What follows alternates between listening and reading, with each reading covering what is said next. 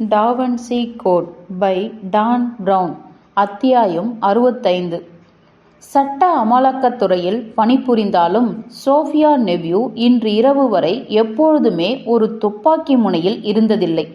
ஏறக்குறைய புரிந்து கொள்ளவே முடியாத நிலையில் அவள் உற்று நோக்கிக் கொண்டிருந்த துப்பாக்கியை பிடித்திருந்த அந்த கை உடலுக்கும் கேசத்திற்கும் வித்தியாசமே தெரியாதவாறு வெளுத்து போயிருந்ததை அப்போதுதான் கண்டாள். அவற்றிற்கு சம்பந்தமே இல்லாத வகையில் அச்சுறுத்தும் சிவப்பு நிற விழிகளால் அவன் அவளை உற்று நோக்கினான். கம்பளி மேலாடை அணிந்திருந்த அவன் கழுத்துப்பட்டையுடன் மத்திய காலகட்ட மதகுருவை போல் இருந்தான். சோஃபியாவுக்கு அவன் யார் என்பதை கற்பனை செய்து கூட பார்க்க முடியவில்லை. ஆனாலும் இதற்கெல்லாம் பின்னணியில் தேவாலயத்தின் பங்கு இருக்கிறது என்ற டீப்பிங்கின் சந்தேகத்தின் மீது சட்டென்று அவளுக்கு மரியாதை ஏற்பட்டது.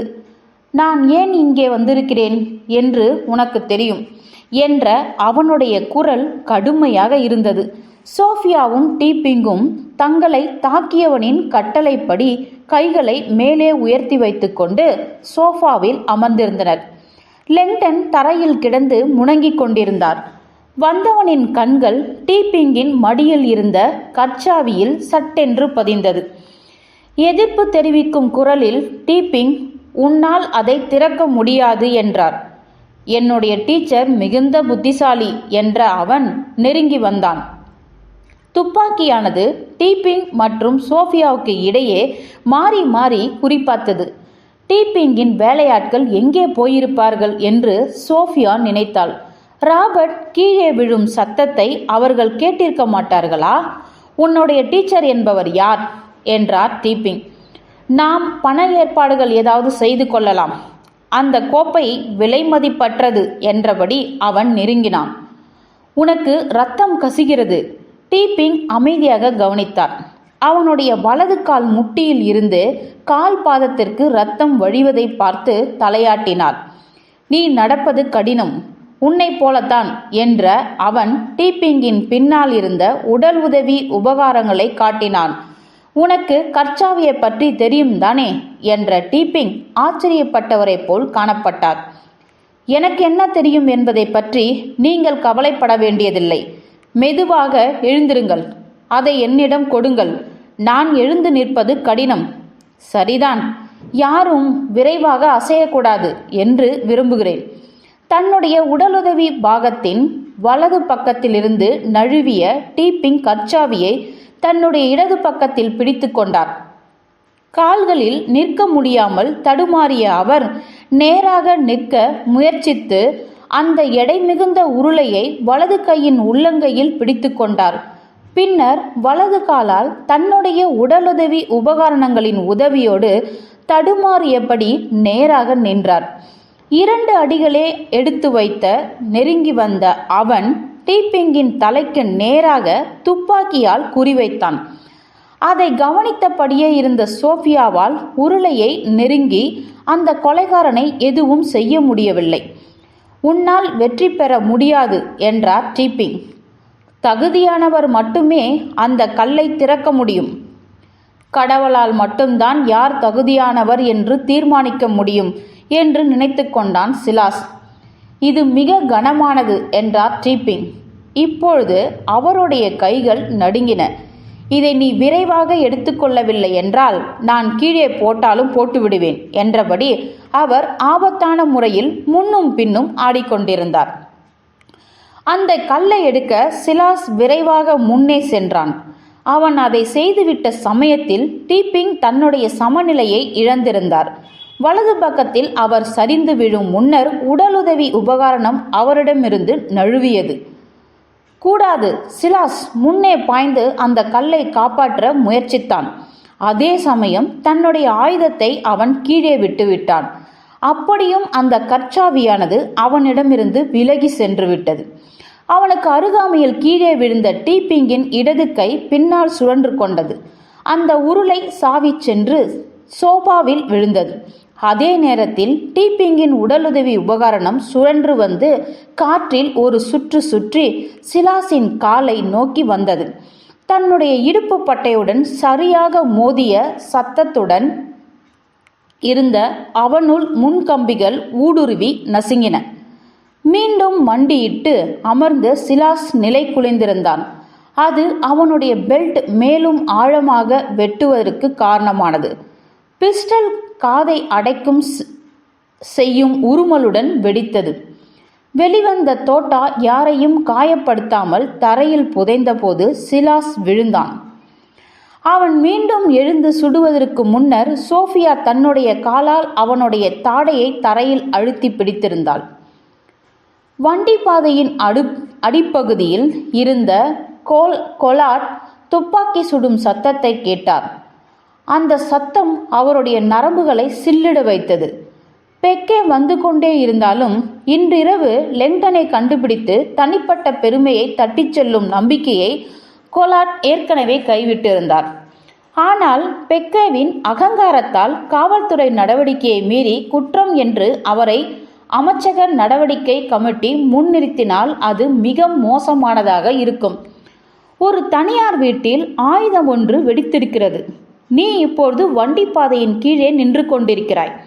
மறைமுகமாக உள்ளே நுழைவதற்கான வாய்ப்பு ரொம்ப நேரத்திற்கு முன்பே கடந்து போய்விட்டதென்று கொலாட் அறிவார். இன்னும் ஒரு நிமிடம் அவர் ஒன்றுமே செய்யாமல் நின்றிருந்தார் என்றால் அவருடைய மொத்த தொழில் வாழ்க்கையும் காலையிலேயே காணாமல் போனா ஒன்றாகிவிடும் என்பதையும் அவர் அறிவார். அந்த எஸ்டேட்டின் இரும்பு கதவுகளின் கண் வைத்திருந்த அவர் தாமே முடிவெடுத்தார். கட்டிப்போடு, இழுத்துச் செல்.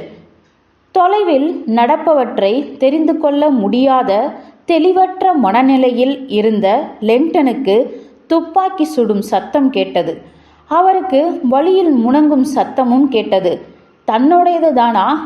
ஏதோ ஒரு கடப்பாரை தன்னுடைய கபாலத்தின் பின்பகுதியை குடைவது போல் உணர்ந்தார். அருகில் எங்கேயோ சிலர் பேசிக்கொண்டிருந்தார்கள். நீ எங்கிருந்து வருகிறாய் சாத்தானே என்று அதட்டினார் டீப்பிங். வேலையால் உள்ளே நுழைந்தான். என்ன நடந்தது?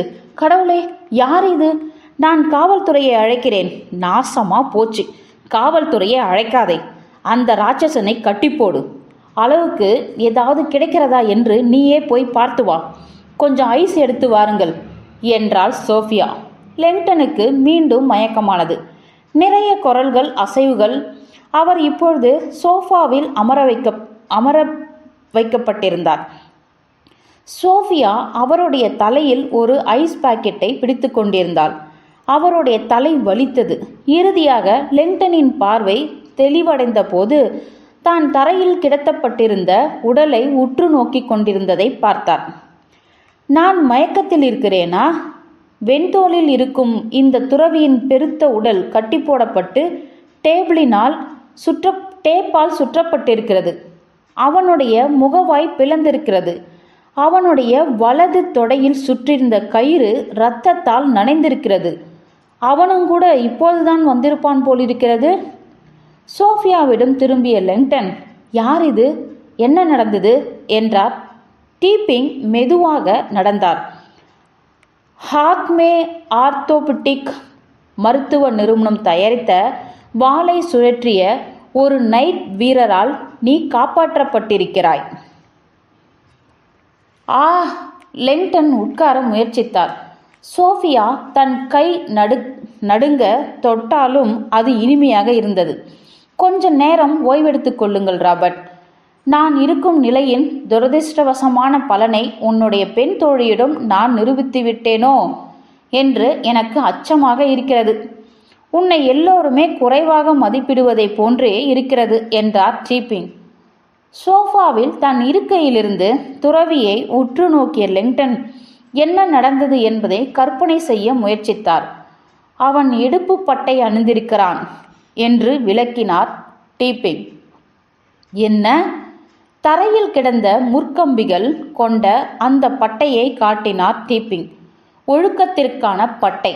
அது அவன் தொடைகளில் அணிந்திருந்தான். அதை கவனமாக குறிப்பார்த்தேன்.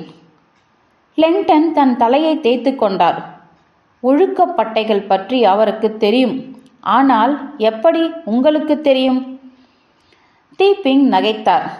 என்னுடைய ஆராய்ச்சி துறையே கிறிஸ்துவம்தான் ராபர்ட். அதில் குறிப்பிட்ட பிரிவினர் தங்களுடைய மனதை உடையாக அணிந்திருப்பார்கள். துறவியின் மேலங்கி வழியாக ரத்தம் சொட்டி கொண்டிருக்கும் இடத்தை தன்னுடைய கிரேட்ஸினால் அடையாளம் காட்டினார்.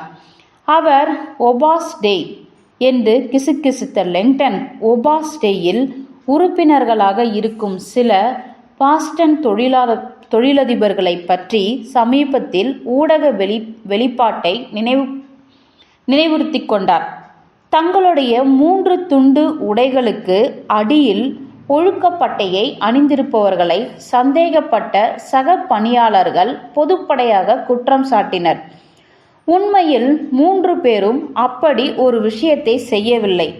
ஒபாஸ்டேயின் பல உறுப்பினர்களைப் போலவே இந்த தொழிலதிபர்கள் கூடுதல் இணைப்புகள்தானே தவிர முறைப்படியாக உடல்வதை செய்து கொள்பவர்கள் அல்ல.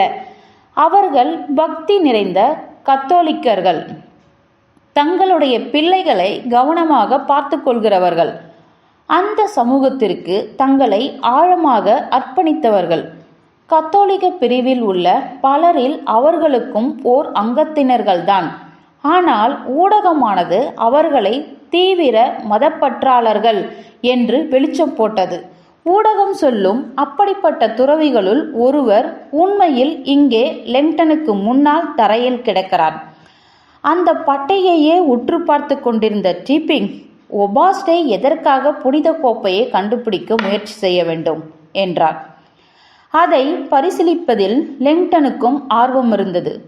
ராபர்ட் என்று சோஃபியா மரப்பெட்டியை நோக்கி சென்றாள். இது என்ன? அவர் அந்த மூடியிலிருந்து நீக்கிய சிறிய செதுக்கப்பட்ட ரோஜாவை கையில் வைத்திருந்தாள். இது அந்த பெட்டியில் இருந்து செதுக்கப்பட்ட ஓவியத்தை மறைத்திருந்தது. அந்த கற்சாவியை எப்படி திறப்பதென்று இந்த உரைகள் நமக்கு சொல்லும் என்று நினைக்கிறேன். சோஃபியாவும் டீப்பிங்கும் பதிலளிக்கும் முன்னர் மலையில் அடிப்பகுதியில் தோன்றிய காவல்துறையினரின் நீல விளக்குகள் ஒளிரும் வண்டிகள் வண்டிப்பாதையின் பாதி வழிக்கு ஊர்ந்தபடியே வரத் தொடங்கியிருந்தன. டீப்பிங் புருவத்தை நெரித்தார். நண்பர்களே, இப்பொழுது நாம் முடிவெடுக்க வேண்டிய நேரம் வந்துவிட்டது போல் இருக்கிறது. அதை சீக்கிரமே எடுத்தால் நல்லது என்றார். டா வின்சி கோட்.